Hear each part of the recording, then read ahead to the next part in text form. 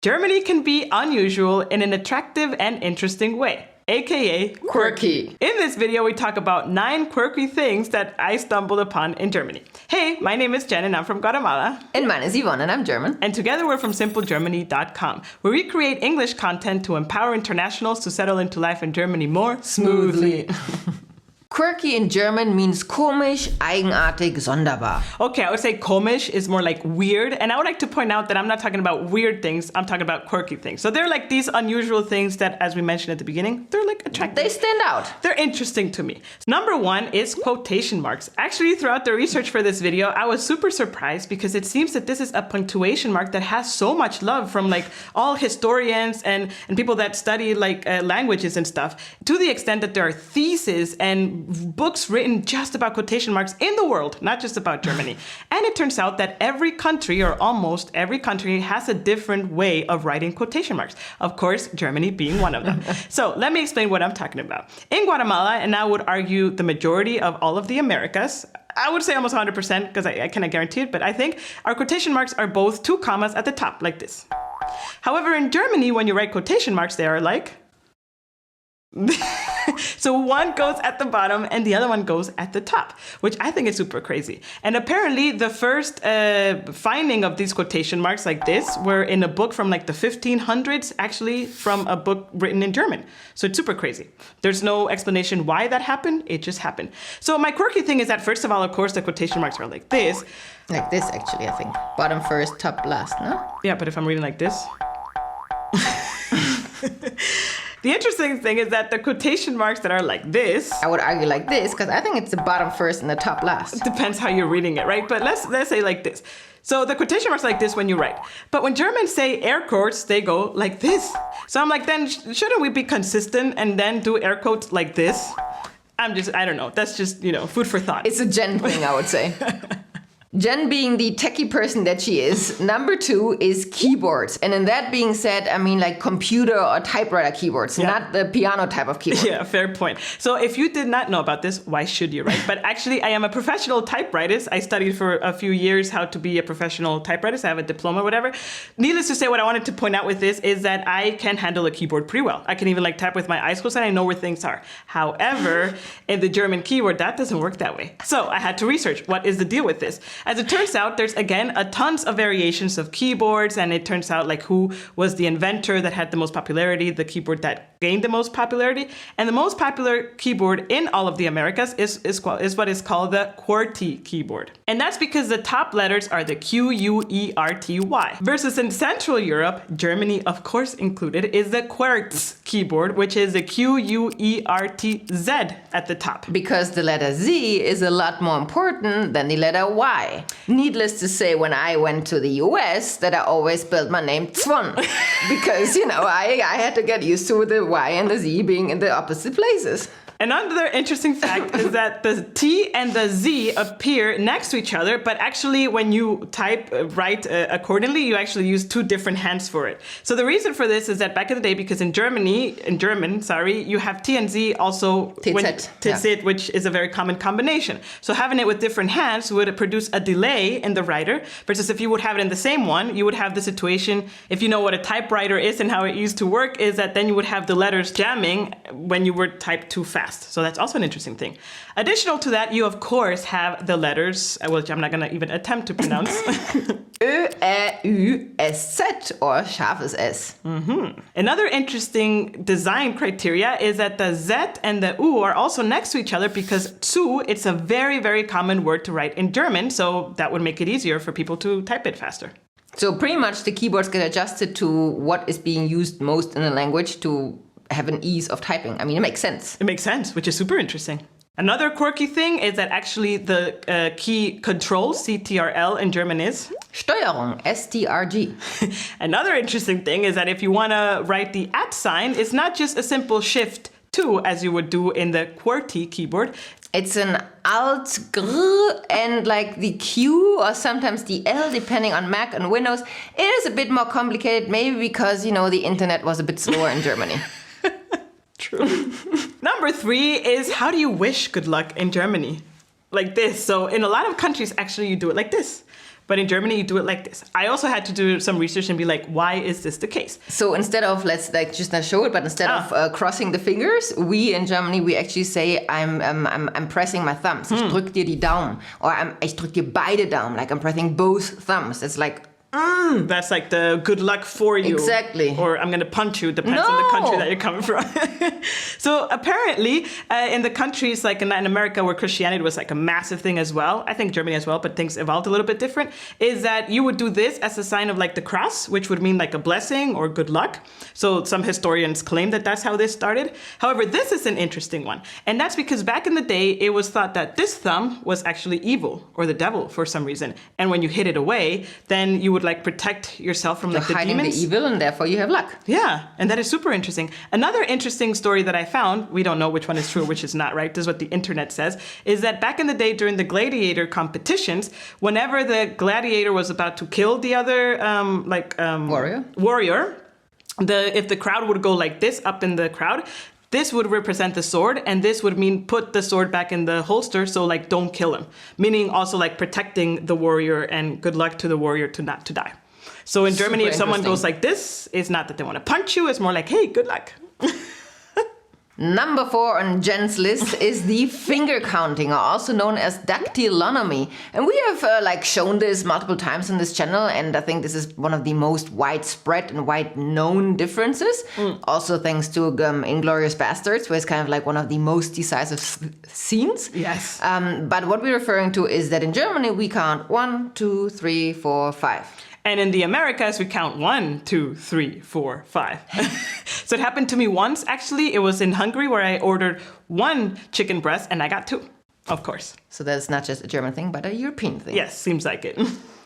Number 5 is actually cards. So playing cards is a very big part of German culture, I would say, especially in like families. So with Yvonne's family, we've played a lot of cards. And at first when I got the cards, I'm like, whoa, like what is this, right? Like, because I discovered that the jack was a B, the queen was a D, and the king was actually the K. So that one it matches.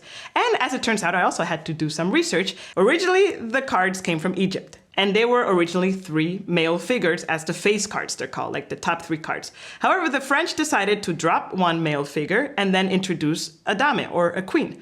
However, for some reason in English, it remains as the queen, versus in German, it's not Königin, it's it's Dame, like lady. which is really interesting, right? So anyways, just know that if you're going to play cards, then the B, which is the jack, stands for Bube. So there's actually 2 kinds of different sets. There is the traditional Bube, which is the jack, Dame König set, but there's also actually a J, which stands in German then for Junge, like boy, Dame König set. So those are like the distinguishing factors. Number 6 is arcades, or better say, the lack thereof in Germany. So what am I talking about arcades? So I don't know, if you have not been to the Americas, maybe this concept is not so known to you, but what I mean is that usually in the Americas, I'm saying Americas because also like I would say all Latin America, US and Canada, is that you would have these locations where you would have games like Pac-Man back in the day, or like Ninja Turtles and Street Fighter, all these arcade games with like flipper or ping pong.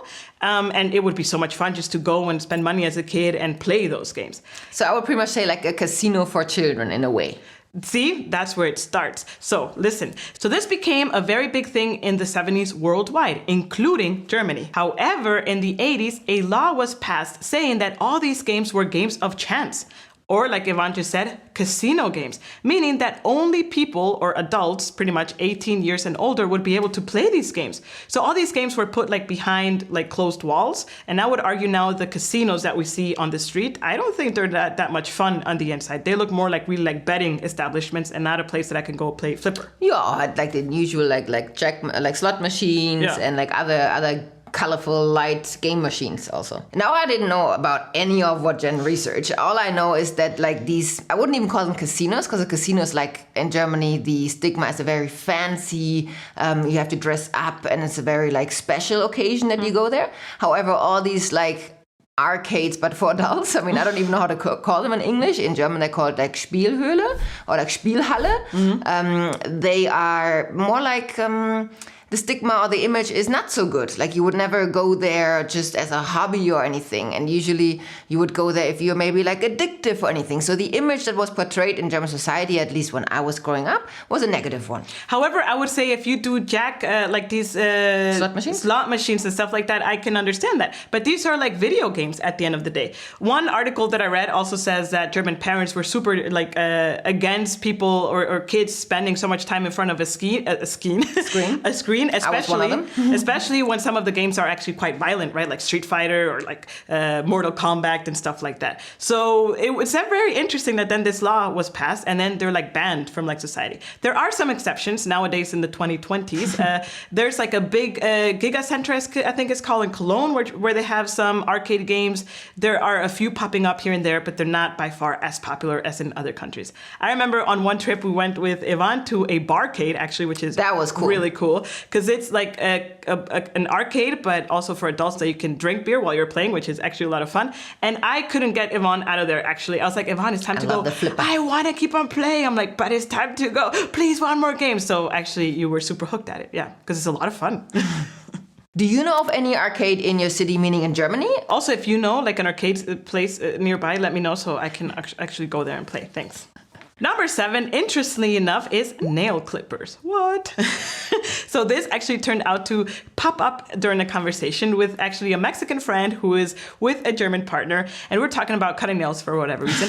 And she was saying like, isn't it super common for us to have nail clippers? And I was like, yeah. And then the partner and Ivan were like, no. And I'm like, what do you mean? For us, it's actually the scissors to cut nails. So I grew up with like a proper nail etui. There's your favorite word again. That had like a nail scissor, a skin scissor, like a nail file, and this thing to like remove dirt from underneath your nails. Wow. So that's how I grew up, and I've always cut my nails. Yes, and actually I must say at home we have her nail scissors and we have my nail clippers, because I've tried also cutting my nails with the scissors and it's just not the same, which I think for you is also not the same, right? Yeah, I could not use those clippers. Which is super interesting. Are you German and do you actually use nail clippers? Is it just these two?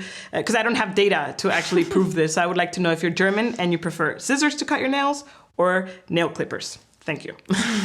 Number 8, which I actually should label it also as one of the cutest things Germans do, and is actually to fold money for gifts.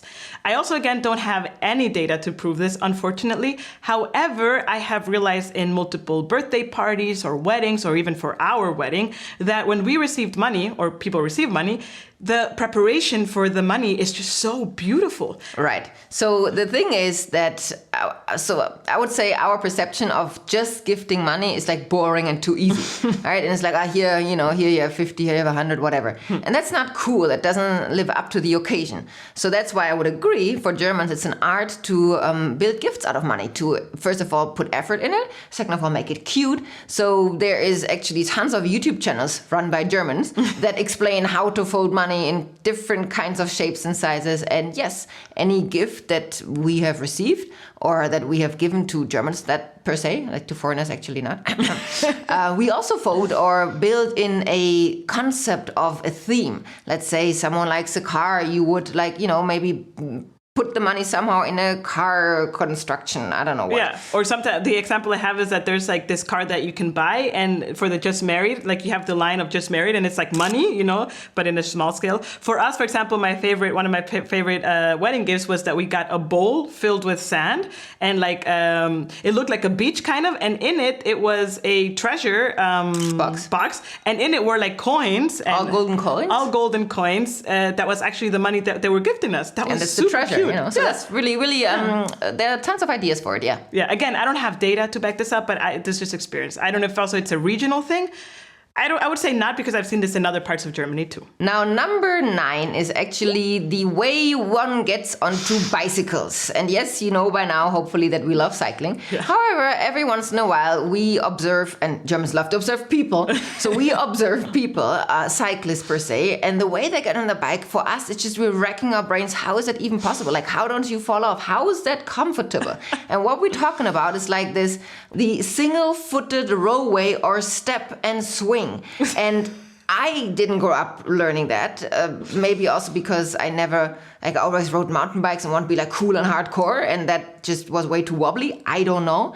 But it's an art that we call the German art to getting on a bike. Yeah, so super interesting. I also had to do some research about this, of course. And apparently the way Ivan and I get on a bike is called the classical swing. Not with the music, but actually of just putting your leg on top of the bike and just getting on it and driving away. However, these Dutch bikes, I think, are the most popular ones for this other roll-away swing scenario, because obviously you don't have a frame in between. And that one is apparently the way that you can get on a bike that requires the least amount of effort, according to studies. So again, German efficiency, intentionally or accidentally. How do you get on your bike? All 9 things are very unusual, however very attractive and interesting. If you want a list of actually weird things that Germans do, make sure to click on the video that's here. Until next time, cheers! 3 things, Quirky. Germany, Austria, and other parts of Germany is the Quirks. In other parts of Germany? This one.